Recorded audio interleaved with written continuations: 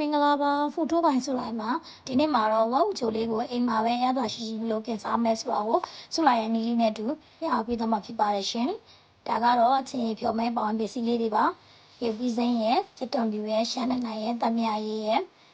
မကြီးမဲ့ရဲ့တခါလေးထည့်ပြီးတော့ပေါ့နော်စိတ်ဆက်နဲ့ကြိတ်ပြီးတော့ကြေမွားနေအောင်ကြိတ်လိုက်ပါတယ်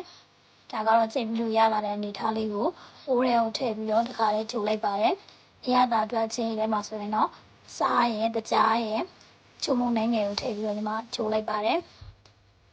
စူပါလာပြီဆိုလို့ရှိရင်တော့အချင်းလေးကိုပြင်းပြင်းနဲ့လေးစားကြတဲ့အတွက်ကြောင့်မို့လို့ကော်မုံလေးကိုရေဖြော်တာလေးကိုထည့်ပြီးတော့ဂျိုလိုက်ပါတယ်ဦးဂျိုလေးနဲ့အတွက်ပတ်စားဖို့အတွက်ကတော့တခွားပြီးရှောက်ရွက်မုံလာဦးနီစက်တော်မြူခန်းကျုပ်ပြီးတို့ကိုပြင်ဆင်ထားပါတယ်ဒီဦးဂျိုလေးကတော့ညီမကအပဲငပြရဲ့အကြီးပဲငပြရဲ့အနောက်တကြားစားတို့ကိုထည့်ပြီးတော့ပြုတ်ထားတဲ့ဟာလေးပေါ့နော်စားကြမှာမယ်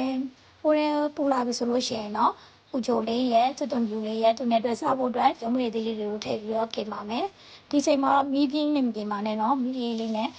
တက်လာတဲ့ဒီกินပေးပါခုလိုမျိုးတစ်ဘက်ကချက်ပြီးဆိုလို့ရှိရင်တော့နောက်တစ်ဘက်ကိုလှမ်းပြီးတော့กินလို့ရပါပြီဒါလေးကတော့နှစ်ဖက်လုံးချက်ပြီးစားလို့ရတဲ့အနေထားလေးရောက်လို့ပကံလေးတွေကိုထည့်ထားတာပါ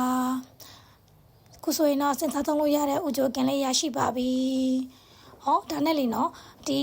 စားတော့တွေစားတဲ့အခါမှာဆိုလို့ရှိရင်ရတာပိုရှိဖို့အတွက်ကိုကာကိုလာလေးနဲ့တွဲပြီးစားကြည့်နော်ကိုကာကိုလာလေးရစားစားတွေကိုရတာပိုရှိစေပါတယ်ကျေးဇူးတင်ပါတယ်